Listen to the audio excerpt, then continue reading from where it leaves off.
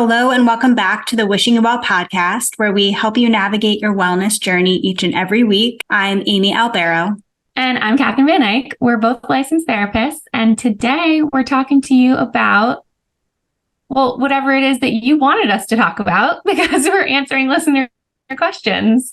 From time to time, people send in questions to wishingyouwell@revivecfw.com. So if you haven't done that, make sure you are. And we have 2 questions today that we're gonna get to answering. Mm-hmm. Yeah, I'm excited. I always love the listener questions. But before we get there, we gotta check in. Living full and well life is put together, authentic. We feel it. Take care of ourselves. So, how you doing? How's your self-care? What's on your menu? So previously in our last episode that we recorded, I was talking about this really uncomfy rash that I'm dealing with, which I still am. It's only been a couple days since we recorded that, but I'm feeling much more hopeful because I have a direction that I'm taking in terms of like trying to heal it internally and externally, and with the help of our holistic dietitian, by the way. And so I'm feeling much more like on track with some things. Mm-hmm. So that makes me like already feel like I'm healing, which is really cool. Mm-hmm. So all the self-care that I'm doing, it's kind of like, I don't want to call it an overhaul, but it's kind of drastic to what my typical mornings are like anyway. I'm doing this like liver cleanse thing in the morning, and you start the day with a warm lemon water and then wait 15 to 30 minutes, and then you have celery juice, and then you wait 15 to 30 minutes, and then you have a fruit-based breakfast, and you can have like sweet potatoes or oats or something like that, and then you finish with water. Mm-hmm. So that's like pretty opposite to what my mornings are usually like. They're like very protein packed, and like I'm an eggs and toast kind of lady. So that's weird. It's weird. And it's just like a weird little thing to kind of keep track of. This is my first day doing it, but I already just like feel like because I'm doing something about it, I feel better already, mm-hmm. even though I'm still extremely itchy and nothing has changed. Yeah. It just feels better that I have a little control. Yes. Right. Yeah. Cause that was like in addition to the physical discomfort, like not knowing how long it was going to last or when it was going to go away, I imagine was like adding to the stress of having it. Yeah. And I, like, to be honest, I have no idea if this is going to work, mm-hmm. But just the fact that this worked for somebody and maybe a few people makes me feel good. Yeah. Makes me think like I'm doing something right, as opposed to just like sitting, waiting and wondering. And right. Yeah. Right. So, yeah. So are you making your own celery juice? Do you have a juicer? What's the situation? So this is like the first day of me doing like the whole morning cleanse thing. But the last couple of days I had just bought celery juice, but that's extremely expensive. Mm-hmm. It's also expensive to just buy celery. So I'm not planning to do this forever. Mm-hmm. Planning to do this for like a week or 2. Hopefully that's all I need. But I don't have a juicer. My dad has a juicer. So I went to his place yesterday, stole his juicer, and then and brought it home. So I will be making celery juice tomorrow. Got it. Okay. All right. You were resourceful. I haven't used that word in a while, but you were literally like resourceful. That's great. Well, I hope it helps. Me too. Thank you. Mm-hmm. How about you? What's going on?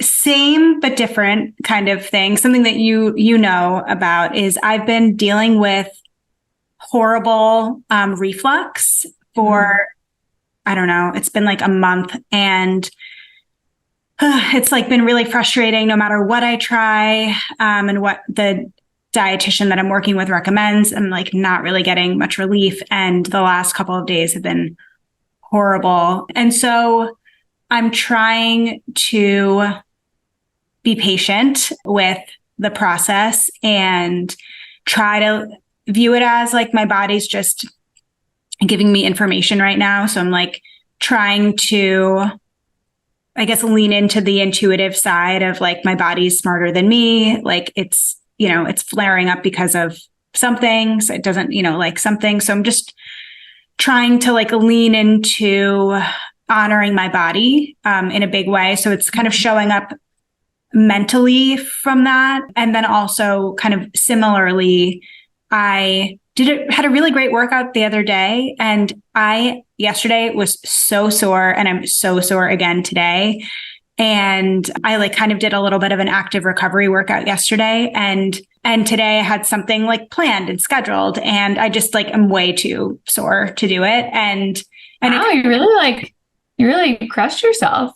I really did it. I didn't think I did. I don't know what the heck, I don't know. My body's like more sensitive these days, perhaps, but it's like kind of the same thing where it's like, okay, my body knows better than me. Like, just, I'm not a robot. This is like what I'm working on with my dietitian. I'm not a robot. Like, just because I have these things like scheduled and programmed doesn't mean like that's what is actually going to work for me. So I'm just kind of like taking it easy today, physically, like stretching, like doing more stretching, like keeping myself active and mobile in a gentle way. And so I guess that's what my self-care is, being more intuitive, being more gentle with my body.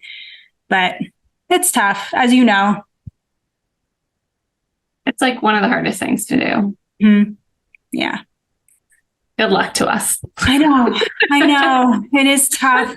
But as we're both talking about, like, we're both working with holistic dietitians, or at least like getting consultation from them. And it really is helpful just to have a different lens, or, someone outside of you to kind of get some like suggestions from. So if you're not working with someone, we definitely have a really great resource within Revive that we can connect you with. So yeah, so you can chat with us about that too. But speaking of chatting, are we ready to get to listener questions? Yes, I love answering these. I'm so excited. Me too. We should preface this by, how we typically with our Q&As, that this isn't our role. This isn't what we typically do day to day when we're meeting with clients. We are not providing advice. We're not usually even directly answering their questions. We tend to flip it around on them and have them answer the question. So this is different. This is different because we're not therapists here. We're not our listeners' therapists. So we kind of get to take a different approach to these answers or these questions. Right. Yes. No, perfect. You read my mind. Great disclaimer.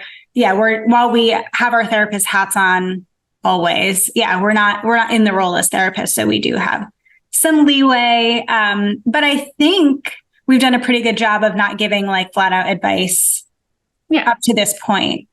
We've just maybe been a little bit more obvious with maybe our opinions about things, or more direct with like guidance or suggestions than we might be in the therapy room.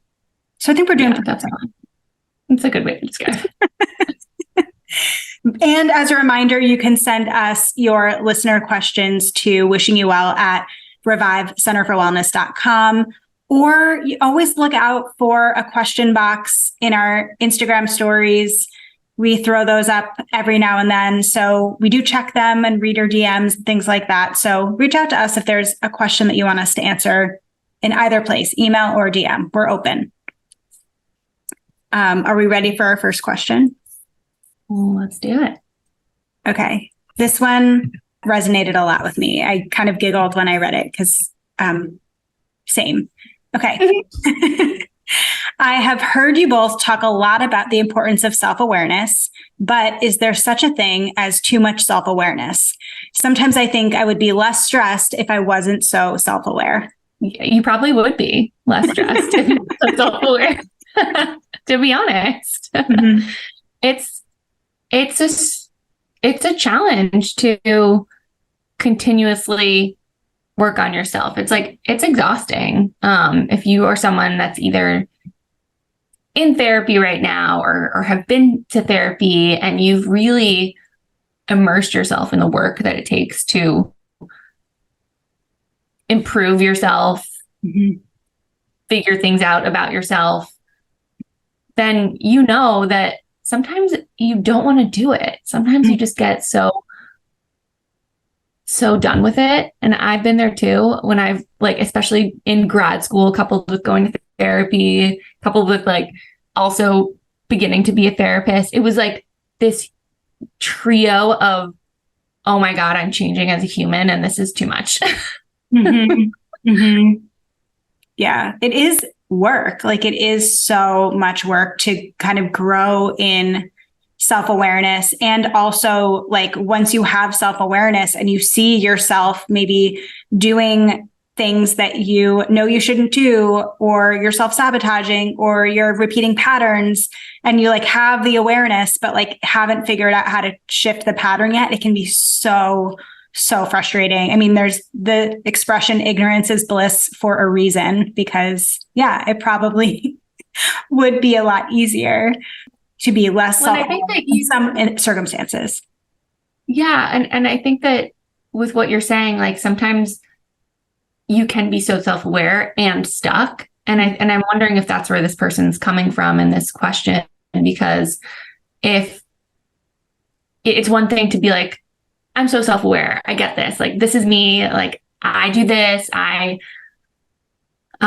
this situation, this is what I typically do. And like, if you know all of that, that's just half the battle. Mm-hmm. And so, no, I don't think that there's a threshold for how much you can figure out about yourself and how aware of yourself you can be. And it's also just this one place to start from when you are actually trying to get to change and like long-term improvement. So short answer is no, but long answer is like, there's so much more to do that's not it. Right. Yes. And going off of what you were just saying, the like email said something around like feeling stressed. And so it had me thinking about a couple of things that might feel stressful about self-awareness. And like for some people, for me, like often I think I'm a pretty self-aware person. And then like when I see myself or like I'm aware of something that I'm doing, sometimes my self-talk around, you shouldn't be doing this. Like this is, and it gets a little bit more critical. And so maybe the stressful part could be coupled with the self-talk around your self-awareness. I was just interacting with someone who made a mistake, like a really tiny baby mistake. And she was like, and kind of like talking it out, was incredibly self-aware and also like very self-critical around, well, I know why I did this and I know why I do this and I always do this and I've got to get it together, and just like kind of berating herself a little bit. So that's where self-awareness can get stressful. Mm-hmm. Yeah. The other part of this that I want to challenge the listener on is it actually self-awareness that's stressing you out? Or is it something maybe that butts up against it, like maybe rumination, overthinking, going to worst case scenario, replaying things from the past? That is entirely stressful. And sometimes I think that gets eclipses what self-awareness actually is. Because you have such the awareness of what's going on in your brain and in your thoughts, but sometimes your thoughts are really, really unhelpful and are, again, ruminating, anxiety-based, things like that. Yes. Oh my gosh. I was just having I just had a session with a client where this exact thing came up, that she was ruminating on knowing this one thing about herself, and wanting to get to a point in her life before getting into a relationship. And so the overthinking was all around all that she needed to do in order to get to that point that was more comfortable to her. And so what we ended up talking about was how narrow-minded this put her in, that like she got into this kind of like tunnel vision, that even though she's thinking about so many different, not so many different, but even though she's thinking so much about this one thing, that it's so limiting and it's so restrictive to all of the other options that are out there, all of the other possibilities of continuing to do what she's doing and going to, date somebody or be in a relationship or something, that in her mind, there was only this one option. Like, I need to be this refined person before this. And that's where all the overthinking was happening. But she wasn't thinking like, oh, I could do this simultaneously, or, oh, there are other things that I could be focusing on here. Yeah, right. Well, and I guess it's such a trap that so many people fall into, because we all want to, whether it's make the right decision or be as happy as we possibly can, or reduce the potential stress that we might experience later. Like, it's all in an effort to try to control like our experience, which is just very human of us. And so I would really encourage this listener to lean into their self-awareness and to use it for good rather than evil. And maybe that looks like applying a little bit more mindfulness techniques to what self-awareness is for you. So in our mindfulness episode, we talked a lot about how mindfulness is really just about noticing without judgment and with kindness and curiosity. And so as you are kind of noticing these things about yourself, or noticing that you're having these maybe thoughts or whatever concerns, you might be being critical of yourself, whatever it is, doubting yourself, to simply notice, like, oh, my brain is really working overtime right now, or I have a lot of thoughts swimming around in my head right now, or I'm really stuck, like overanalyzing myself right now. This actually isn't that helpful. Let me kind of like breathe and do something else. So to give yourself permission to get out of your head, being self-aware is incredibly important, and you can take a break from it. Oh, yeah. Yeah. It's hard to take a break. And you're right in that it can be like through that mindfulness practice. It is, because once you get there, there's something so rewarding about it. So I understand that the hesitancy to kind of like stop the momentum, but just because you take a break from it doesn't mean you can't hop back in. Because once you are self-aware, it's not going anywhere. Right. Yeah. It's like a muscle that you build. Yeah. Yeah. You're right. There is this like, well, if I abandon my self-awareness for the moment, then like I'll never get it back. And again, it doesn't work like that. If you're very self-aware, you've already built the ability to be self-aware. So it's okay. You can take a break. Yeah. And I think that's something that you and I are probably challenged by often when we see through our clinical eyes something maybe going on in our family life or our friend life, and that we have to then note to ourselves to turn it off, to be like, okay, I can just be a friend here. Oh, I'm just a daughter. I'm not the therapist.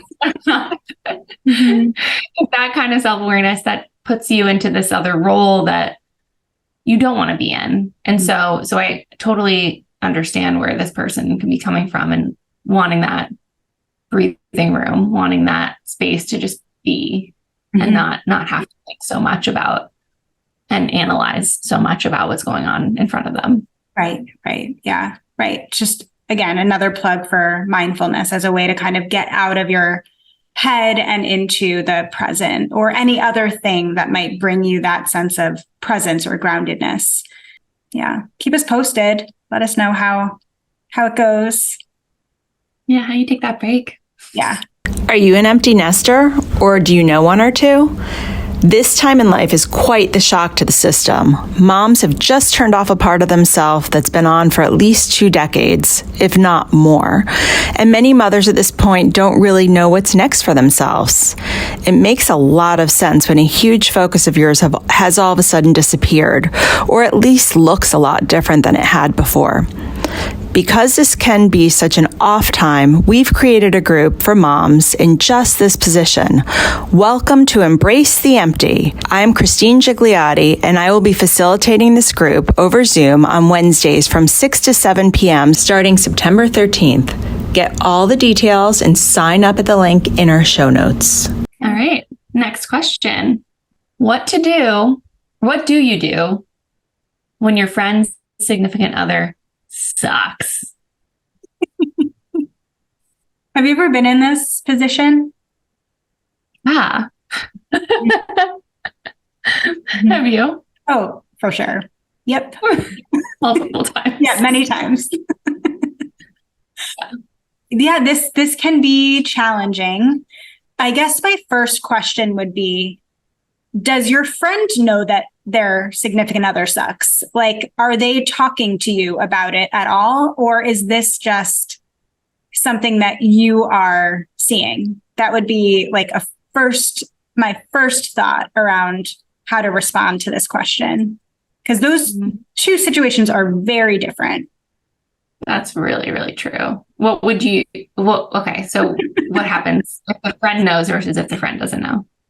Okay, so if the friend has been coming to you and saying like, and kind of venting or complaining, there is, of course, always, especially if you feel like the significant other is like, an asshole or just like not a good match for your friend, there's always going to be the temptation to be like, yeah, he sucks, dump his ass, or she sucks, dump her ass, whatever. But that's probably not going to benefit either of you. And so if a friend does come to you and talking about their relationship in a more kind of negative, for lack of a better word, light, I would just be really curious about it with them. Like, this sounds so therapist-y, but like, not quite, how does it make you feel when that happens? But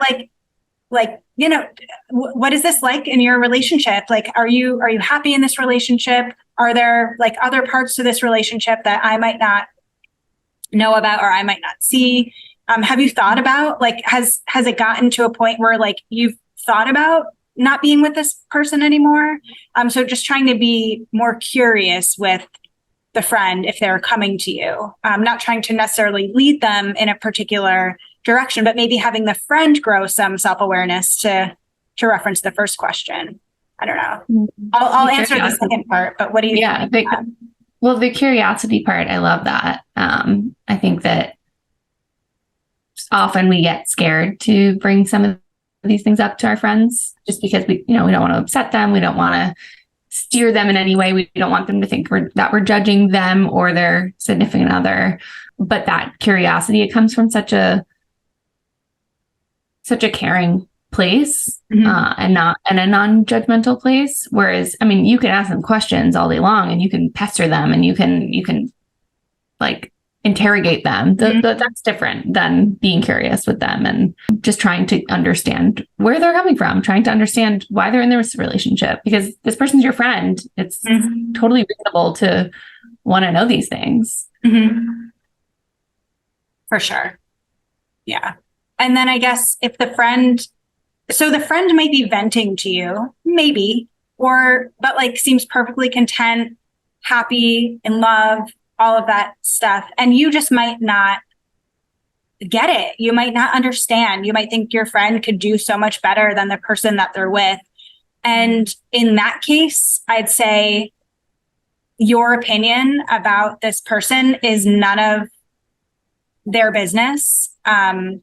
And probably might have more to do with you and your own, whether it's triggers or reactions or whatever this person or this relationship might be bringing up for you. So I would try to be introspective about that. And then the other thing is we never know 100% what goes on behind closed doors. There's so much more to a relationship than what we hear about and what we see. And so if this is a friend that you do genuinely care about and you want to preserve a relationship with, ask them about their relationship in again, another curious way. Like, you seem really into your significant other. Like, tell me about it, or maybe spend time with them together. Maybe try to see them in a different light. So I would definitely keep your opinion to yourself. In that sense, I don't know. What do you think of that? Yeah, this one's definitely trickier because you don't have that open line of communication that your friend was already offering up about things that are going on. This is just about what you are seeing, and you're right. You're not seeing it all. And so really, what is it about this person that is bothering you? And that leads you, not only is bothering you, but leads you to feel like they suck. Because that's one thing, to be annoyed with this person or to feel like unsure about them, to feel like skeptical, because some of those things are coming from like a protective place of your friend. But to get to the conclusion that they suck, that's a little more, there's definitely a little more there from your end, that could be contributing to that conclusion. Right. Yes. And the other thing I would challenge the emailer to think about is to like really identify, like, okay, you're saying, granted, you probably answered this through like an Instagram question box, which is why it's so brief. But like, what do you mean the significant other sucks? Like, do they actually, or like, what does that mean? What does that look like? And are you is this just you not getting along with them? Is this right. Like you don't have anything in common with them? Is it like you just be like you were saying before, like you don't get it, like you don't see how your friend is attracted to them because like you're not attracted to them? Like, what is it? Right. And to be also mindful, we talk a lot on this podcast about confirmation bias.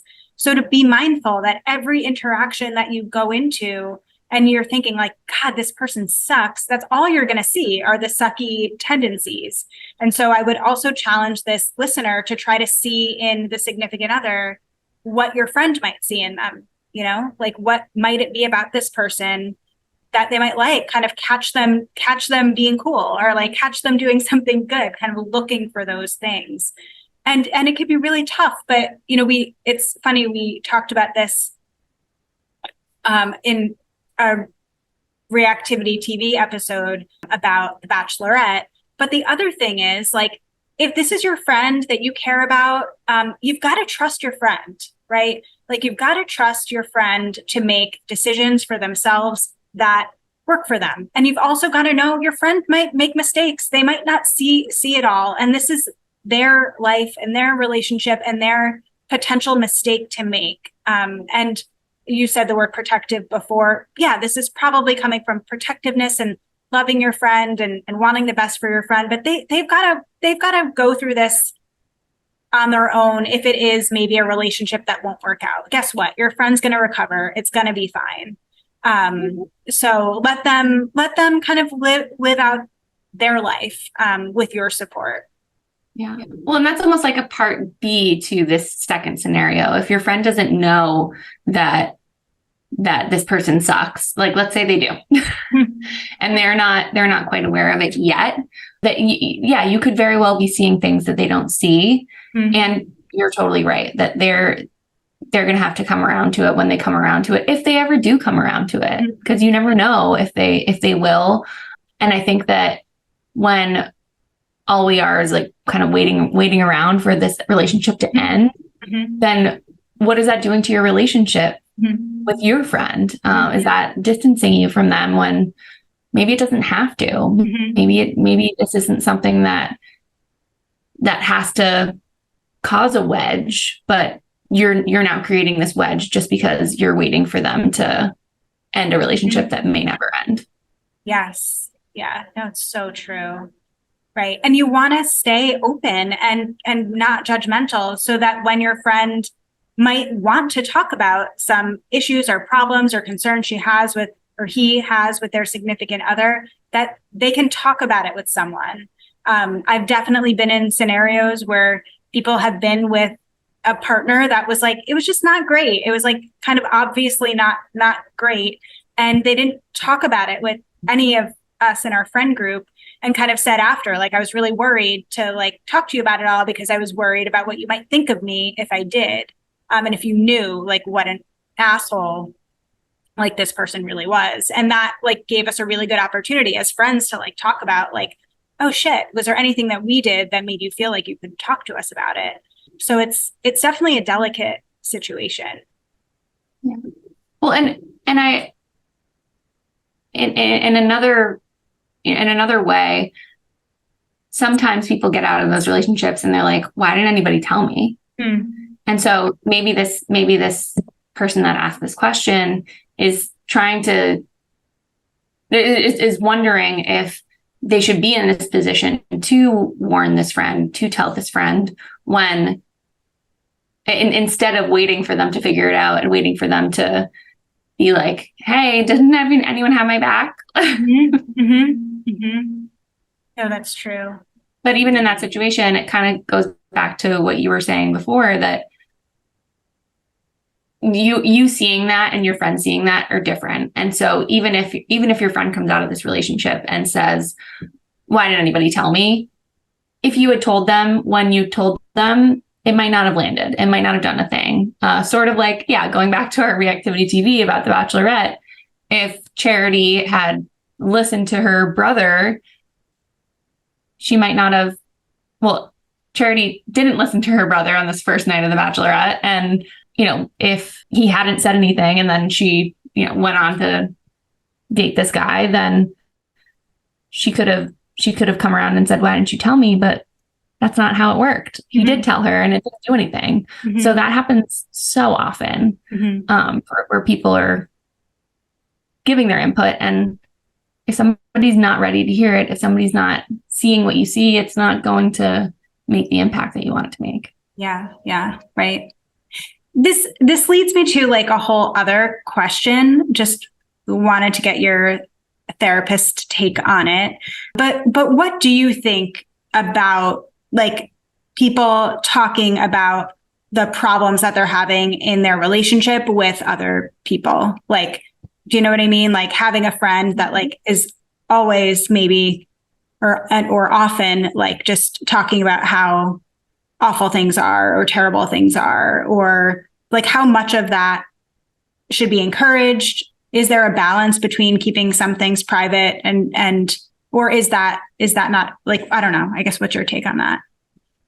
Yeah, I mean, so I've done a couple of different things, like if I'm working with couples, for instance, like I've done a couple of different things with some people. It serves them better to have like a bubble where they don't talk about their relationship with other people except in therapy.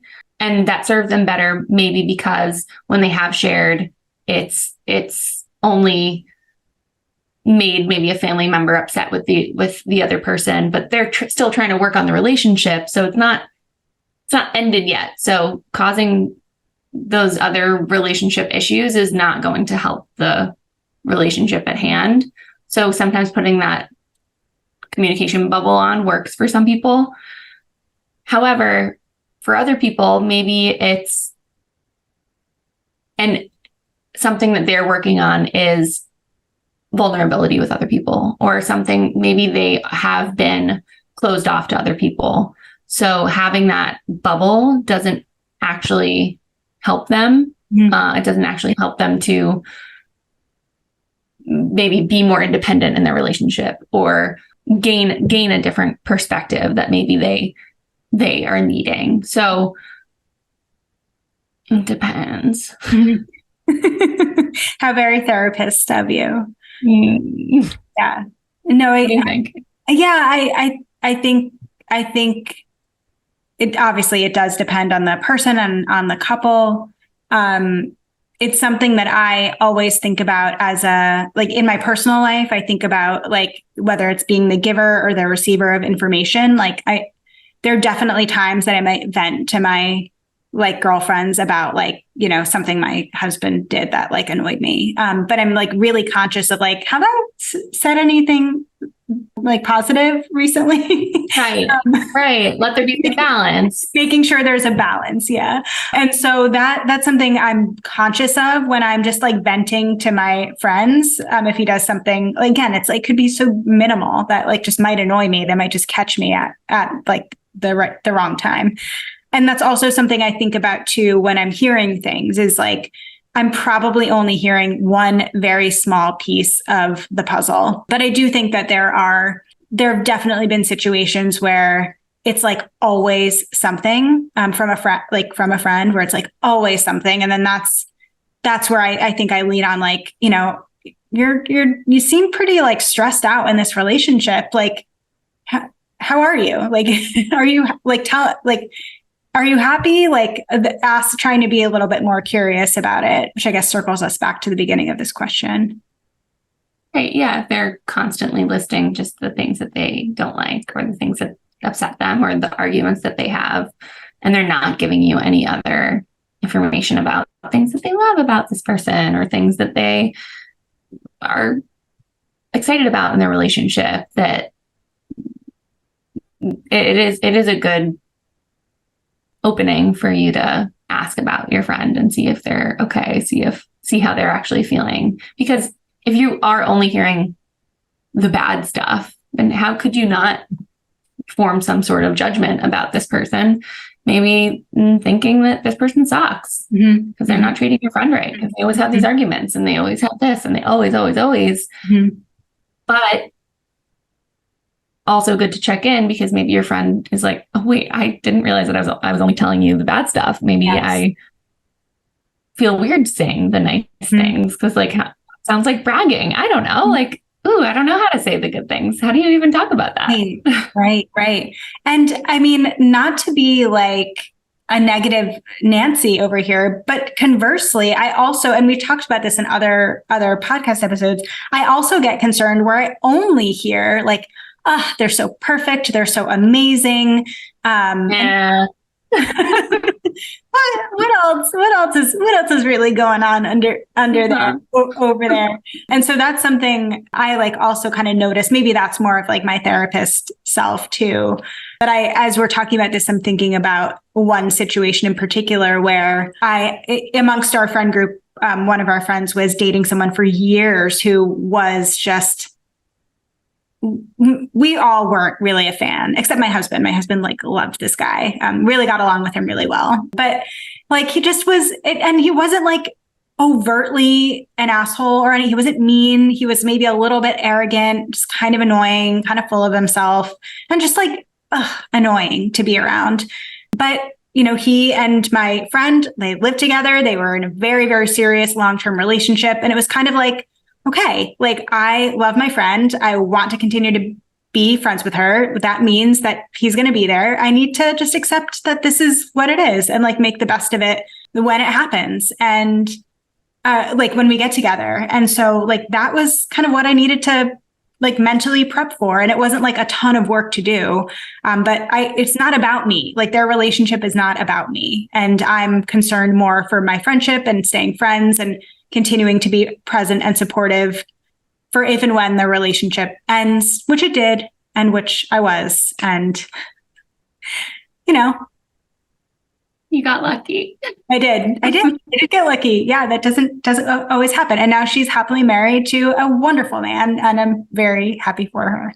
So sometimes these do have. How do you know he's wonderful? Because she tells us, of course, but like spending genuine time with him, and he like actually shows an interest in us as well. And just, I could read people. But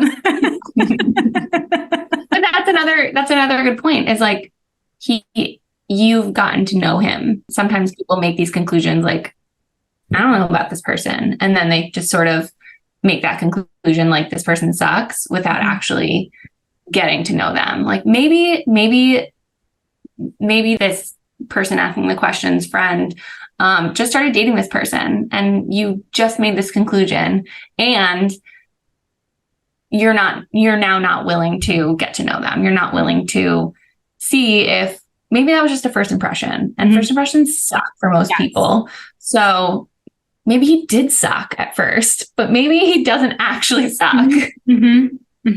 Right. And actually, this guy that she's now married to was definitely skeptical of at first. And I was like, who's this loser? Not that he's a loser, but I was just like kind of down on the relationship. I was feeling protective of my friend after she had gotten out of this relationship.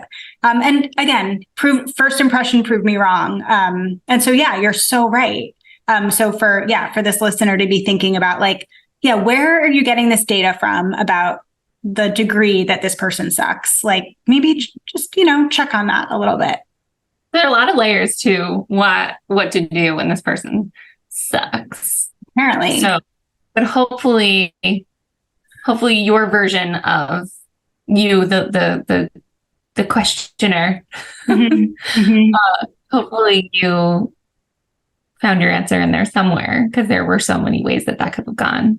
Right. And if we didn't answer it, follow up with something a little more specific. Maybe tell us a little bit more about what's going on. Because I'm curious. I want to know. Yeah, give us some details. Give us a situation. What's this person like? I know. Yeah, we want to know. Fucking big. Okay, so those are our questions for today. I hope we helped. I think we might have at least given people more to think about. But you can send your questions to us one more time, wishingyouwell@revivecfw.com. We love to answer them, so send them our way. And as we just, pointed out, the more specific, the better. So yeah, let us know. And we do thank you. Thank you to the two listeners who sent your questions in. And thank you to all of you for listening and for being a part of the Wishing You Well community, for rating, reviewing, subscribing to us on Apple Podcasts and Spotify. And also don't forget to follow us and subscribe to our YouTube channel, Revive Center for Wellness, where we have weekly episodes of our bonus podcast, Reactivity TV, where we give our therapist takes on all trending shows. And we have full episodes of our podcast up so you can see what we look like and see all of our many facial expressions. So go check that out. You can also follow us on Instagram at ReviveCFW. You can follow Catherine at Catherine Van Eyck, me at Amy Albero LCSW. Check out our website, revivecfw.com. And one last time for real, you can send us emails to wishingyouwell@revivecfw.com. Thank you so much. And until next time, we are wishing you well.